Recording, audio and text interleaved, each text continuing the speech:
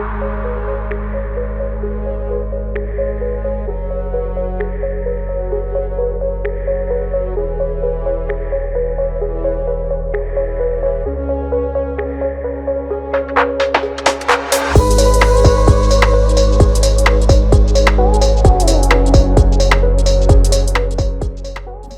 afternoon, everyone, and thank you for the kind introduction. Uh, Welcome, everyone who are joining us today for this panel on creating a shared future, sustainable cities, and thriving villages. A very warm welcome to our distinguished panel here.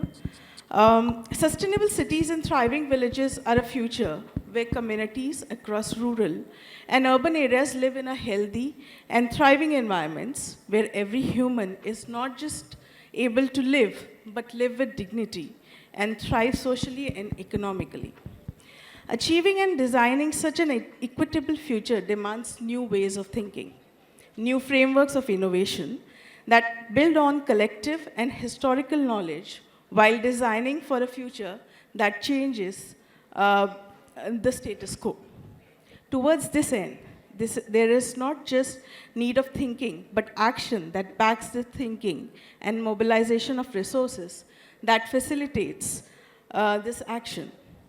We have with us a rich and varied panel who bring with them multidimensional expertise on ESG approach, sustainability, human rights, and CSR. I would want to start the conversation with Abhishek. Abhishek, a robust governance structure and an understanding of the impact of extreme weather events as monetary values are now becoming more and more relevant in shaping inclusive future. At its core, insurance is about mutualizing and managing risks, principles that are also inextricably linked to environment, social, and governance criteria. What do you think are the top three fundamental ways in which cities should plan for climate resilient future? What are the specific ways in which insurance sector can help cities and villages, especially urban villages, build climate resilient infrastructure while planning for climate extreme events? Thank you, Prerna. First of all, good morning, everyone. My name is Abhishek Dole. I take care of ESG and sustainability at Bajaj Allianz General Insurance Company. Uh, so it is a very interesting topic that we are dealing today. And starting with climate resilience, I would like to focus upon what exactly climate resilience means. So it is the coping ability of the community or an individual or an organization to deal with climate change and related hazards. So these climate change and related hazards also do cause stress and impacts on the environment. So climate resilience is exactly about coping mechanism that how and as an individual, organization or community member we deal with all the related hazards and stress that is impacted by climate change. Now, coming to the global scenario as well as what is happening in India, Indian agriculture, like Indian climate resilient agriculture is very much practiced in India as of now.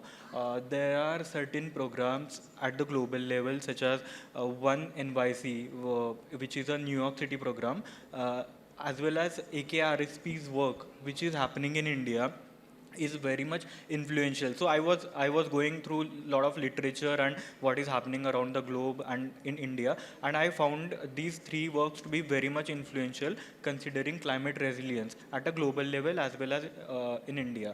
Now, having said that, how cities can develop themselves in all the fundamental ways considering climate resilience. First thing, not just because I am an urban planner by profession, but then the first thing which is important is green infrastructure and urban development. So adhering to the norms of national building codes or development control regulation, these all can simply be taken care of.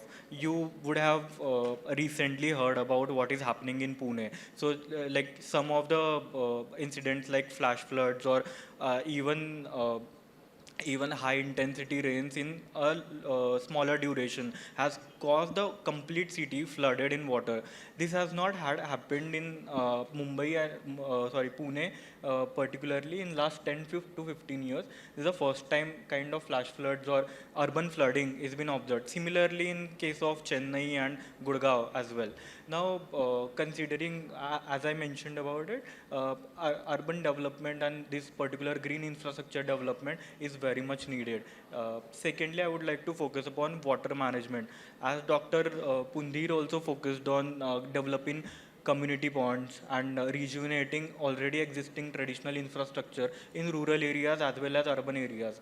It is very much important to protect and to preserve our existing water infrastructure related utilities and then to develop new utilities as well. Third way I would like to focus on is energy efficiency, energy management.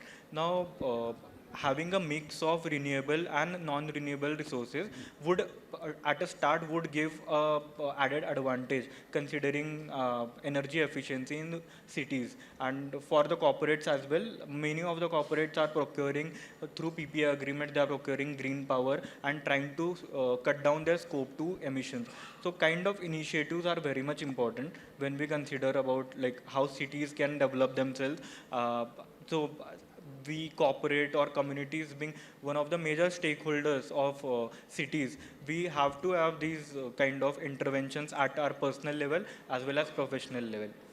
Coming down to my experience in the insurance sector, uh, how insurance can help in building climate resilience, urban infrastructure and rural areas is to start with like uh, insurance in this itself is a risk management business, and social security being very important part that we cater to.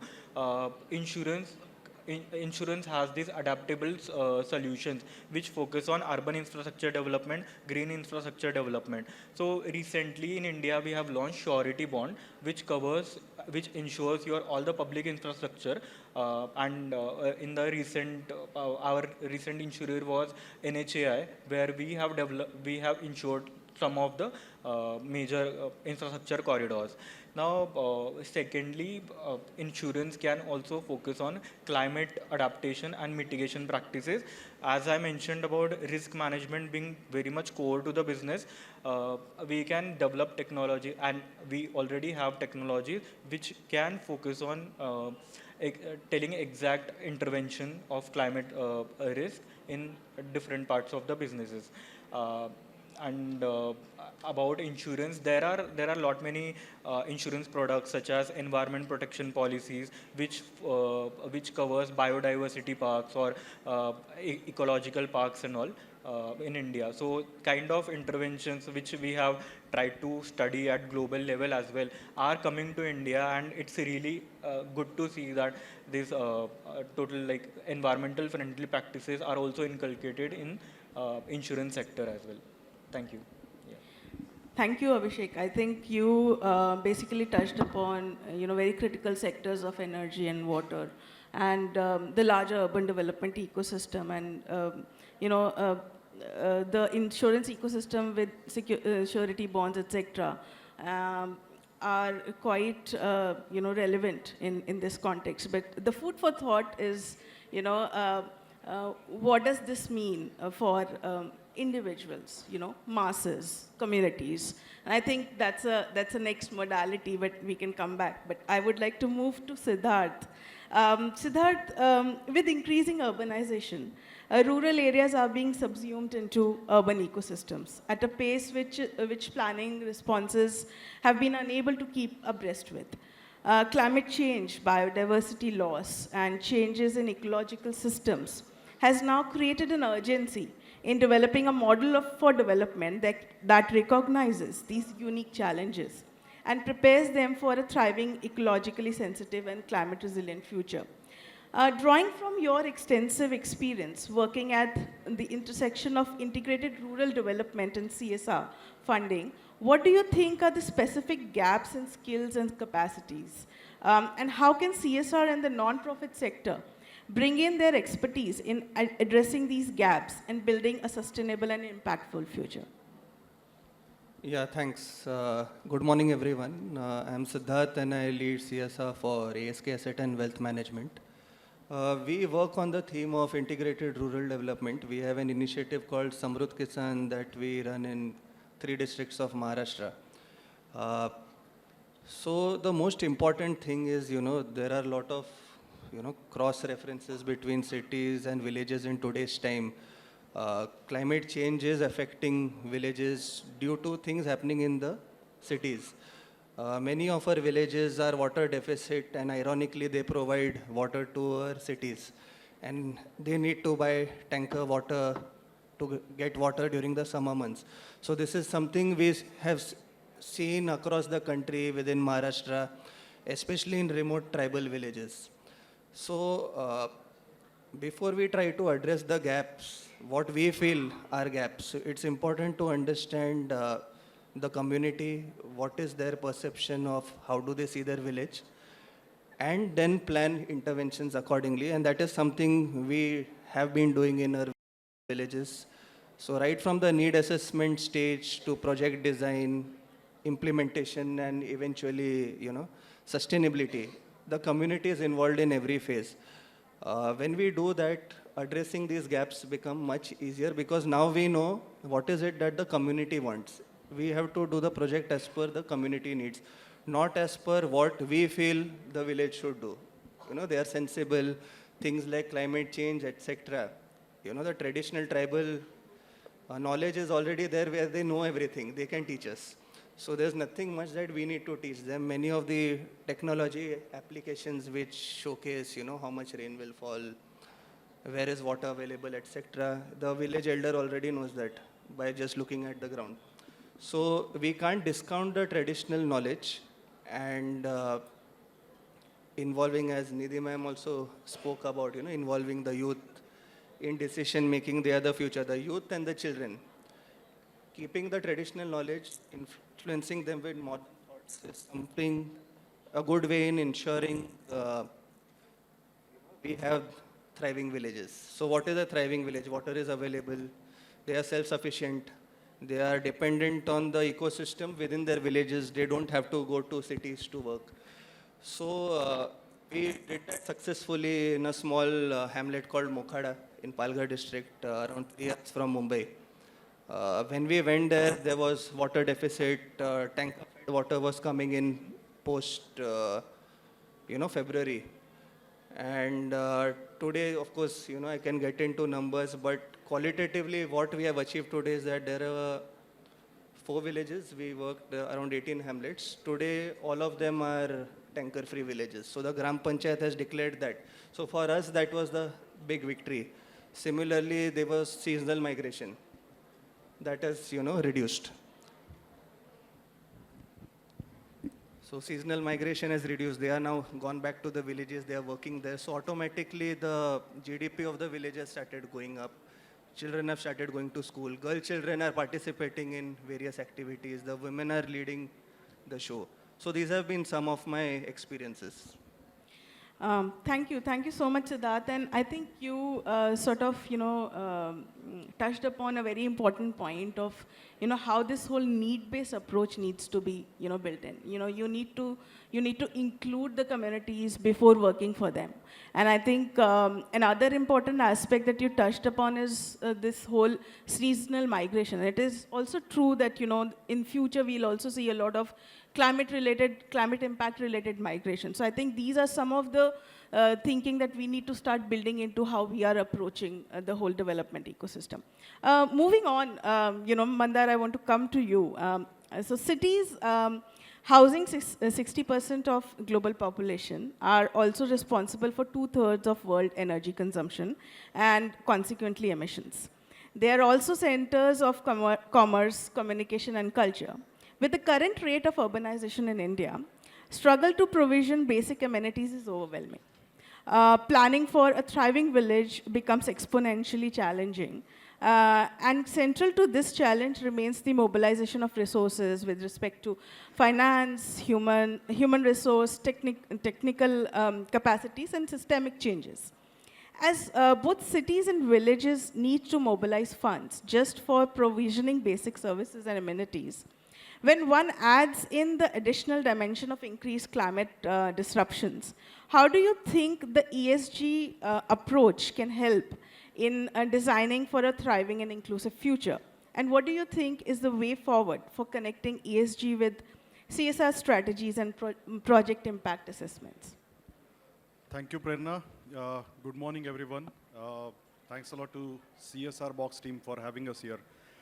There are bunch of questions in just one, the paragraph that you talked about. So I'll start with, summing up whatever learning that I have from co-panelist and Dr. Nidhi spoke about, because it was like covering most of the panelists' thought in one presentation. So what I believe is, ESG is a framework that has, coming from Western world to India. We are talking the same language, but the sustainability or the 3 Ps, the people, prosperity, and planet, has always been there for most of the corporates in India. Like maybe the big brands, all the big brands in India, they have always been talked about the 3 Ps, and now it has been converted into ESG. So ESG provides a good metrics. Coming to your question of, the additionality of, climate change that is happening. So I'm of different opinion that climate change is already there. And it is not an additional thing, but the finance need to think about while planning, it is there. And like my co-panelists talk about the infra. So what Abhishek also mentioned in Pune, and we recently seen that the river front development projects are running well at many of the cities. What happened in Pune a couple of years back, the environmentalists were seen as opposing the projects of riverfront development. This year, recent monsoon, whatever they have developed was washed out. So the infra need to understand first that climate change is there and we need to design accordingly. So for example, I'll just briefly tell that I'm from Praj Industries, which is into renewable materials and renewable fuels. So we are the one who provide technology and engineering for biofuel development in India and globally. May it be ethanol, may it be sustainable aviation fuel or bioplastics. So what we are presently trying to do, and this is not part of CSR, but as an industrial initiative, that whatever ESG and green initiatives we are running for our customers, can we implement it at the village level? So net zero, climate resilience, whatever the keywords and which are being interchangeably used presently at many levels, may it be panels, may it be discussions or disclosures. All these we are trying to, global standards, bring it to the village level. And it's a pilot level experiment that we are doing with an institute, Gokul Institute of Politics and Economics in Pune. So while doing this, I am also getting the feeling, and it's been there, Siddharth just talked about, our villages, we need to understand that stakeholders of this change, the one who are actually owner of the ecosystem services that cities get, for which we need funds in planning, for the, and CSR is going to villages. So if we understand the trade-off between these two, is the villages are getting older. The younger population or the working population is mostly floating or migrated to the cities. And we are working for the older villages, which are owner of the ecosystem services that we are getting. So we need to first consider this. So stakeholder is something that is important. I believe ESG start with E, and that's why environment has become core to our thinking. But good governance, which Dr. Nidhi also spoke about, good governance should be the first one. And it should have the integrity as one of the core topic, because ownership, once we have the ownership, it becomes sustainable. So good governance is one part. Second part is stakeholder. Siddharth also mentioned that, corporates are pushing, it should not be seen as corporate are pushing the resilient practices on the villages.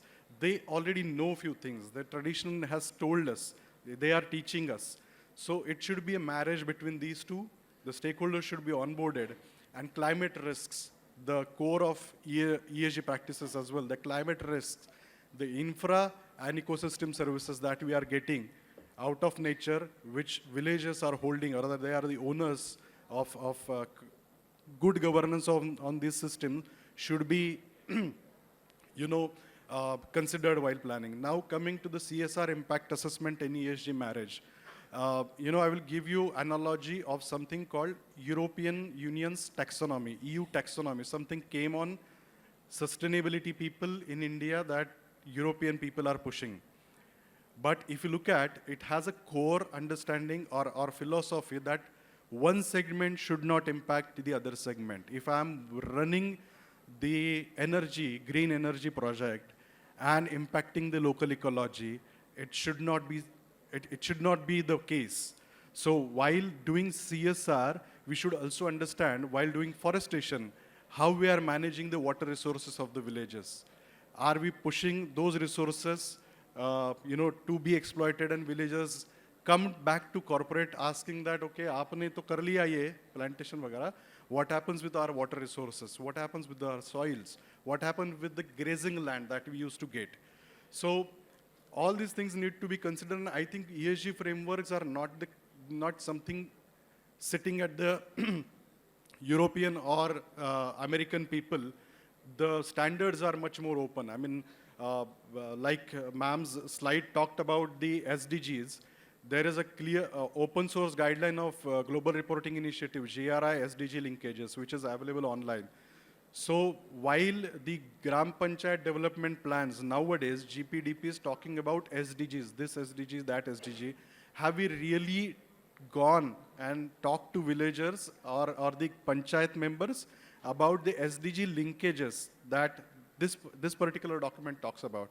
So this could be one of the projects that CSR should think about. That awareness is one part, talking about SDG is one part, but skills, do we have really good skills to meet the outcome out of these dialogues?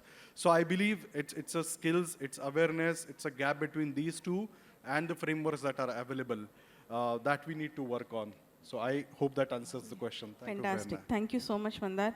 I think you really, you're bang on saying that, one is, we are working, we have a thinking in which we want to sort of, move on with. But there is a lot of merit in really doing that contextual stock taking, right?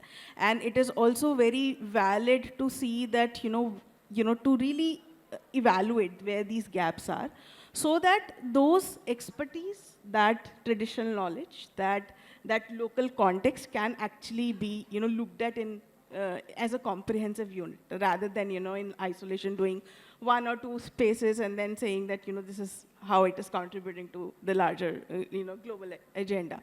But I think this is very valid. And what I hear and, what this panel has been sort of saying is, there is a lot of requirement to really contextualize what we are doing, right? And there is a lot of requirement to talk to those who are getting impacted by it first, to really understand and value their knowledge, that their local knowledge, because people are the ones who know where they stay. They know their neighborhoods, they know their communities, and I think that needs to be sort of built into it. Another important point that you said, that while we are developing infrastructure and we have larger ambitions, I think that whole climate resilience, adaptation, mitigation part has to be really built into, integrated, and we can't say that it is coming, it's already there, and we have to just accept and integrate it in how we are sort of working.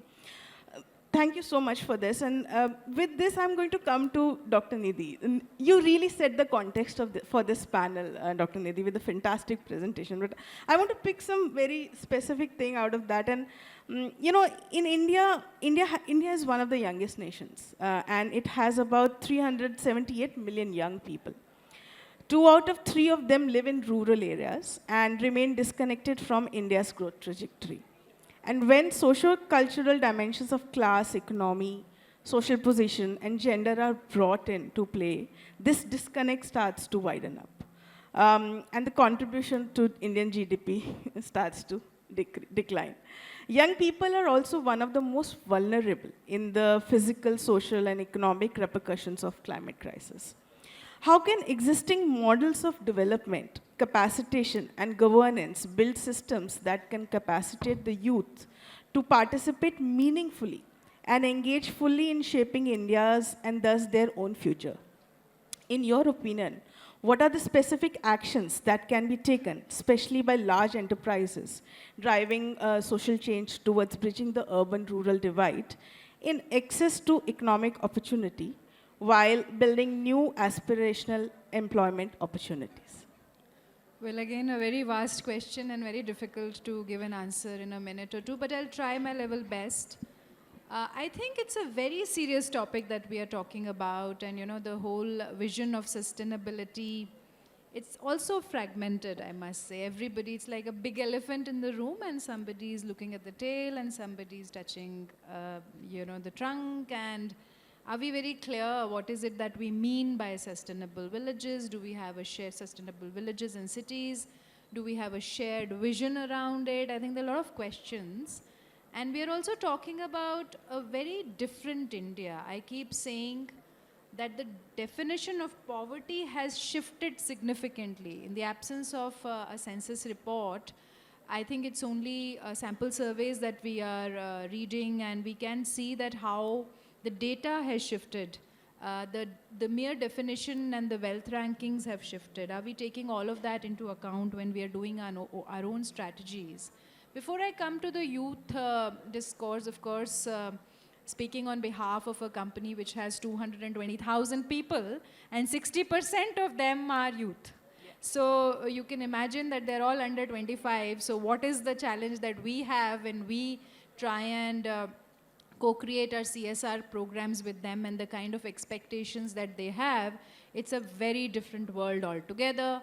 They are innovative, they are demanding, they want fast results, they are unaware of the realities on ground in terms of poverty.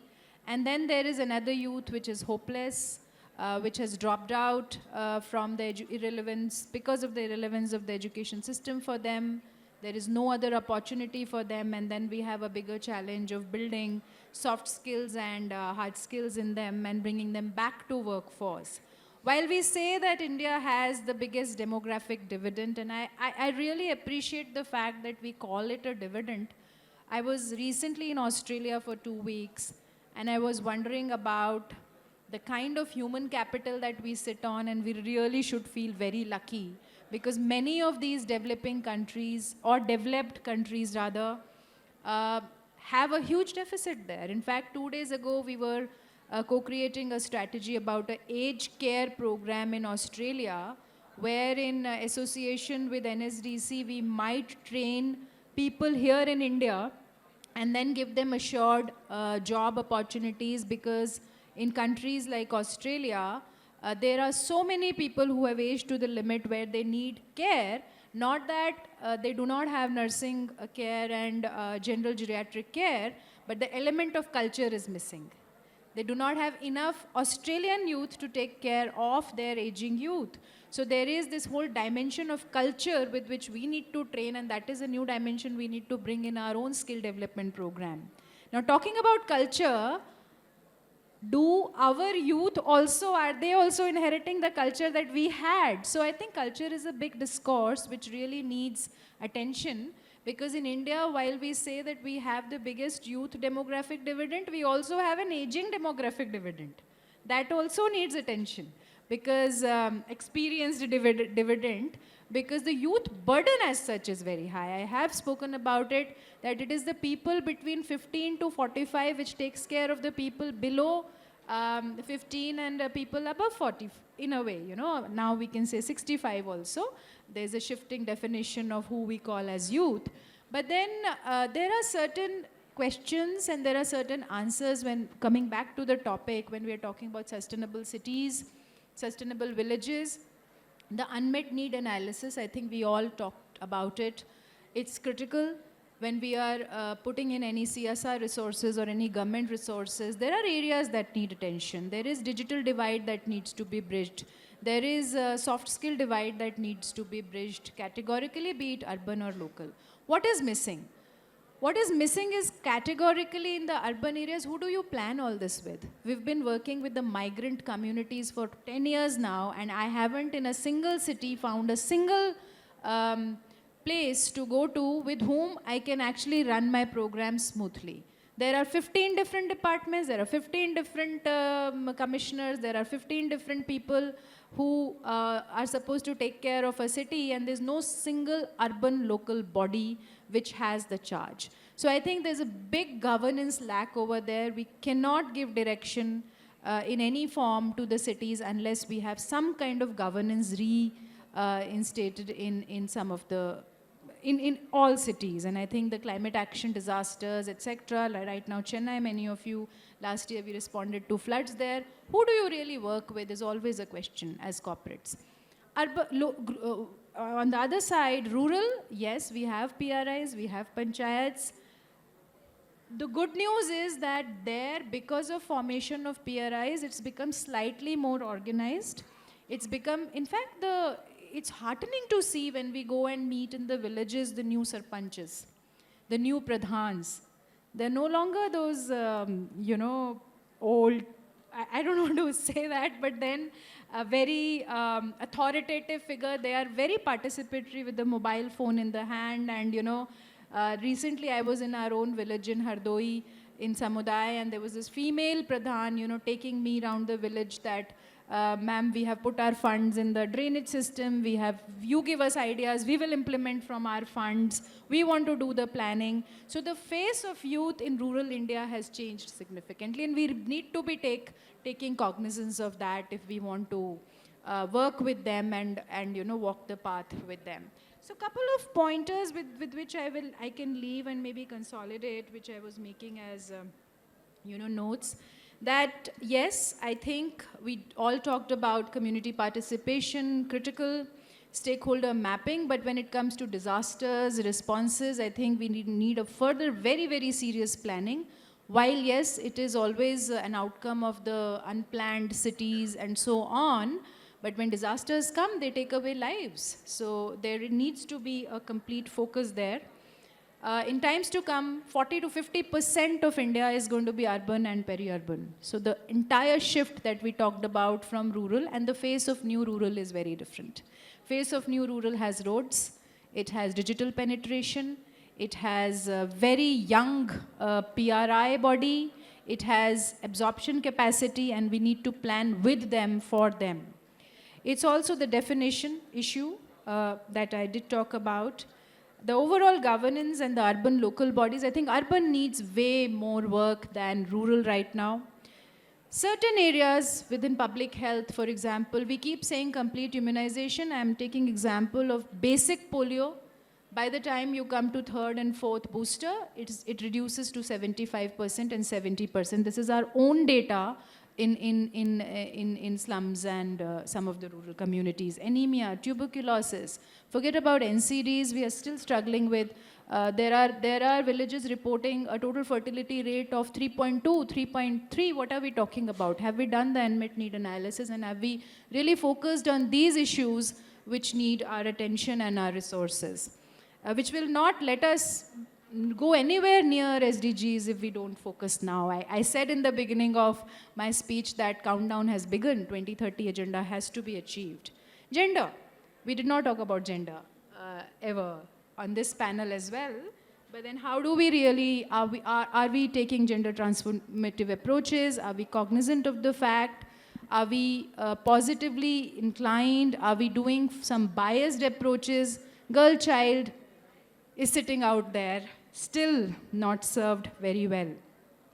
And then, of course, I think coming back to sustainability, the essence of it lies in conserving our commons.